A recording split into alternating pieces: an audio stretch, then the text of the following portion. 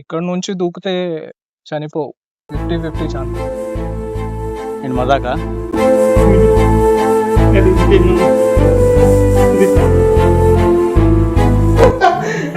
అరే విజయ్ భయం వేస్తుందిరా నాకు. కరెక్ట్ చేసింది పని.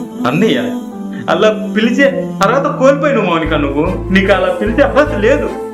అయినా అమ్మాయి వదిలేసాక లైఫ్లో ఏముంది? కరెక్టే. లవ్ ఫెయిలియర్ తీసుకోవడం అంత ఈజీ కాదు.